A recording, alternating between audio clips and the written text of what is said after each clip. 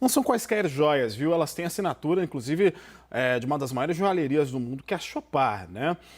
Tem um valor alto de mercado, são peças com alta quilatagem, muito ouro, muito diamante. Sobre isso, a gente vai falar agora a respeito da apreensão dessas joias trazidas ao país por integrantes do governo Bolsonaro. E olha, lembrando que o Pedro explicou agora pra gente, o ex-presidente negou à CNN que os itens dados pelo Reino da Arábia Saudita entrariam de forma ilegal no Brasil. Essas peças estão retidas pela Receita Federal desde a chegada aqui ao nosso país. Sobre esse assunto, a gente vai conversar agora ao vivo com o presidente da Associação Nacional dos Auditores Fiscais da Receita Federal, o Mauro Silva. Mauro, muito obrigado pela sua presença. Bom dia a todos, eu que agradeço a oportunidade. Bem, para a gente inverter, da outra vez eu comecei a entrevista, vou deixar agora, por favor, a Basília Rodrigues, começando o nosso bate-papo com o Mauro. Por favor, Basília. Oi, tudo bem, Mauro? Que ótimo estar aqui com você na CNN Brasil, mais uma vez em entrevista. Acho que a gente pode começar devagar, né, para entender o procedimento padrão da Receita Federal. Conversando aqui com o telespectador, né, tentando trazer este assunto para mais perto das pessoas, quem vem de um voo internacional não é comum ser parado ali pela Receita Federal. Quem está com grande valor precisa obrigatoriamente declarar os valores ou da peça ou dinheiro? Como é que acontece isso? Só para a gente tentar compreender o que faltou, então, na passagem destas pessoas que integravam o governo de Jair Bolsonaro e estavam em posse de joias de mais de 16 milhões de reais. Bem, Basília, o procedimento normal é que as mercadorias que você traga como bagagem, precisa estar dentro do conceito de bagagem, ou seja, se é de bagagem, tem que ser da própria pessoa, né? Até $1.000 você não precisa declarar. Passou de $1.000, você deve, então, fazer a declaração, pagar o imposto, 50% do que exceder. Caso não declare, haverá uma multa de mais 50%, então totalizaria 75%. Mas isso precisa estar dentro do conceito de bagagem. Então, precisa ser, se é bagagem, é sua, você não pode trazer algo de terceira pessoa. Também nós temos esse dado aí que é importante levar em conta neste caso, né? Eu não posso trazer e dizer, olha, essa aqui é uma bagagem, mas não é minha, é de uma outra pessoa. Então, precisa estar dentro do conceito de bagagem, precisa obedecer esses limites. Não ocorrendo isso, não foi declarado, não foi proposto o pagamento e precisamos olhar os detalhes, mas provavelmente não está no conceito de bagagem, é feita a apreensão, esse processo, então, tem lá a oportunidade de defesa, não sendo esclarecido, o que a gente chama de pena de perdimento, ou seja, aquele objeto passa a ser, então, de patrimônio da União. A partir daí, ele pode ser destinado a algum órgão público, né? Uma destinação, tem todo um regramento sobre isso, ou pode ir a leilão. Mauro, diante dessa situação das joias, a gente sabe que é comum chefes de Estado, por onde passam, receberem presentes. Eu me recordo uma vez que o ex-presidente Lula falou que tinha um container com tantos presentes que recebeu ao longo dos seus 2 primeiros mandatos. Diante desse cenário, essas joias não poderiam entrar como presentes dados por um chefe de Estado, por representantes de Estado à primeira-dama? Isso não poderia ser uma forma de regularização? Veja, havia meios para isso. Poderia algum funcionário do país estrangeiro entrar, e aí ele estaria protegido com mala diplomática, nem que poderia ser verificado, e depois ele teria os meios oficiais de fazer chegar um eventual presente ao governo brasileiro, né? O que ocorre é que nós tivemos ali uma pessoa, um funcionário do governo, mas ele não declarou que estava fazendo esta atividade, e quando indagado se era um presente para o governo, pelo contrário, ele afirmou que não era, então, um presente para o presidente Bolsonaro, e ele entendia que era um presente para a então primeira-dama Michele Bolsonaro. Então, o próprio portador deste presente, né, alegado presente, não afirmou que seria algo para o governo brasileiro, e sim algo para a pessoa da primeira-dama. Então, isso retirou a condição de bagagem e trouxe todas as consequências legais. Eu acho que, nesse caso, Jair, Basílio e quem nos assiste, eu acho que tem nos destaques uma coisa muito importante que a sociedade brasileira tem mais uma demonstração, né?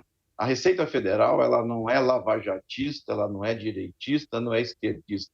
A Receita Federal é legalista, ela defende o Estado brasileiro, independe do governo de plantão. A Receita Federal, os auditores fiscais da Receita Federal são treinados para defender a lei, defender o Estado brasileiro. E por que podem fazer isso? Porque dispõem de estabilidade. Quando a reforma administrativa veio para tirar a estabilidade do servidor público e do auditor fiscal, em consequência, isso iria impedir que esse tipo de atitude em defesa do Estado brasileiro acontecesse. O auditor fiscal só tem condição de fazer isso porque é selecionado por concurso público e dispõe de estabilidade que ele conquista após uma avaliação, depois de 3 anos e após uma avaliação. Então, a sociedade brasileira tem um claro exemplo da importância da estabilidade para o auditor fiscal e para o servidor público em geral. Mauro, os personagens dessa história acabam chamando muita atenção pela relevância que tiveram, ou que ainda possuem junto ao poder, né, a própria sociedade brasileira. Mas se esta mesma situação estivesse acontecendo com personagens comuns, de que forma, na avaliação do senhor, essa história seria classificada? Qual o desfecho disso? Este homem portando as joias e que tentou driblar a fila ali de fiscalização da Receita Federal seria, se fosse a história com outras pessoas, chamado de mula. Esse crime ou esta prática seria logo enquadrada num ato criminoso. Veja que na segunda-feira, afirma o Ministério da Justiça, vai ser aberto um procedimento, uma investigação pela Polícia Federal para ir a fundo neste caso. O que o senhor acha que aconteceu aí? Uma fatalidade ou um crime? Veja, a função da Receita Federal era cuidar, então, de que as bagagens venham corretamente. E é bom a gente esclarecer que a Receita Federal, antigamente você ficava olhando as malas, tamanho de mala, né? Aquela coisa mais analógica, mais visual. A Receita Federal trabalha com muita informação. Quando o voo inicia lá no outro país, a Receita Federal já tem a lista de passageiros, se é passageiro frequente, quantas malas tem, depois isso tudo passa em raio-x. Então, a seleção hoje, é claro que ainda mantém essa questão do visual, né, na hora que você passa, mas muito da seleção é feita com trabalho de inteligência. Feita a apreensão, como nesse caso foi feita, a Receita toma as suas providências e encaminha para a Polícia Federal, após o fim do processo administrativo, para que sejam, então, tomadas as providências penais. Então, eu acredito que, neste caso, dado a forma como foi tratada, com toda a neutralidade, com toda a isenção que deve ser, esse processo estava tomando os caminhos normais e agora vai continuar tomando os caminhos normais, vai se fazer as investigações necessárias para saber a origem, para saber se há algum crime envolvido e, se houver, com certeza haverá a punição para os responsáveis. Bem, no relato da reportagem inicial, que trouxe essa história, né, fala-se sobre diversas tentativas, pelo menos 4, para a recuperação destas joias. E em um dos momentos, uma das pessoas envolvidas teria dito que, olha, o governo vai acabar, a gente precisa tirar tudo o que pertence aqui referente ao ex-presidente. A minha pergunta, ela tangendo um pouquinho que você já falou para a gente, mas eu gostaria de insistir um pouco mais nisso. Essas joias, elas, se dadas ao governo brasileiro, entrariam na espécie do CNPJ, não poderiam ser utilizadas pela pessoa física, é isso? Não poderiam ser dadas à primeira-dama ou ao presidente, e sim ao governo. E se forem dadas ao governo, o que acontece com esse tipo de joia? Vai lá para um catálogo, é guardado em algum palácio, em algum local? Como é que isso funciona? Certamente o caminho para isso que você diz, um governo presentear outro governo, que é algo comum nas relações entre os países, nas relações diplomáticas, não é incomum. Certamente o caminho não é esse. Não é entrar na mochila de um assessor de algum ministro. O caminho não é esse, né? Isso tudo vem pelos meios diplomáticos normais, isso recebe um patrimônio, né? Isso vai para exposição em algum museu, por exemplo, que é o destino que, ao final, isso poderá ter, depois de terminado o processo, e aplicada a pena de perdimento deste colar e de todas as demais mercadorias em favor da União, tem dois caminhos: ou vai a leilão, ou é destinado a algum órgão público, entre eles algum museu. Mas certamente o caminho para se dar um presente do governo estrangeiro para o Brasil, que não é algo incomum, certamente o caminho não era esse. E o próprio portador das joias, indagado, afirmou que não era para o governo brasileiro, e ele achava que não era para o presidente Bolsonaro, então ele concluiu que era para a primeira-dama, Michele Bolsonaro. Então, o próprio portador fez essa afirmação, né? Então, não há nenhum documento do governo estrangeiro dizendo que se trata de presente. Evidentemente, tudo isso vai ser ainda apurado com mais profundidade, e vamos ver se há elementos que demonstram isso. Até o momento, nós não temos notícias desses elementos, mas não há elementos que mostrem que a intenção era dar um presente ao governo brasileiro.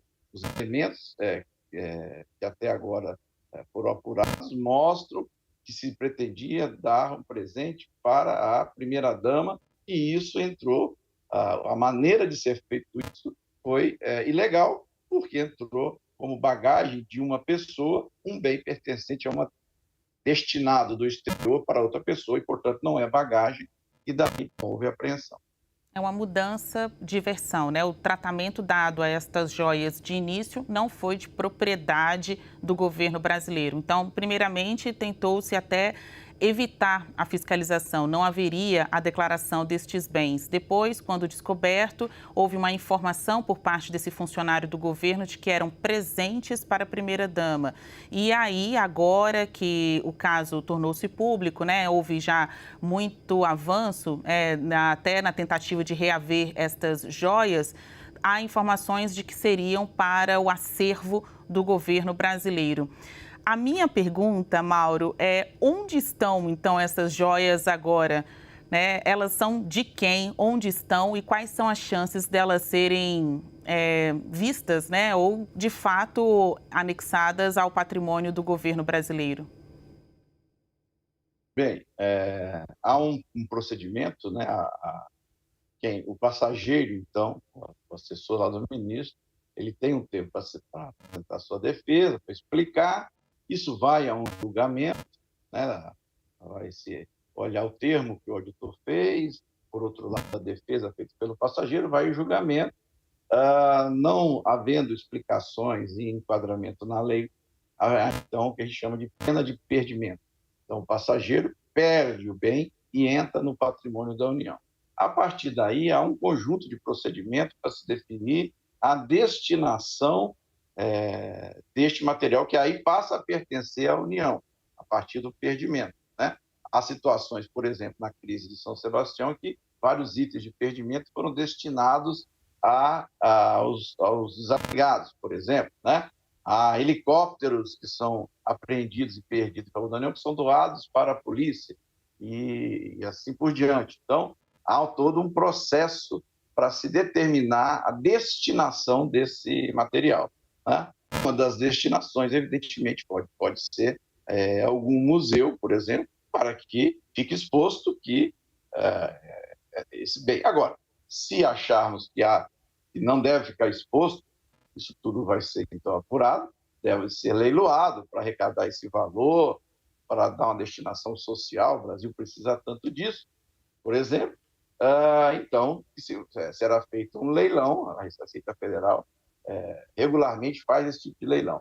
Mas isso tudo tem um regramento muito específico dentro da Receita Federal para isso. Nós conversamos com o Mauro Silva, que é presidente da Associação Nacional dos Auditores Fiscais da Receita Federal. Muito obrigado pela sua entrevista.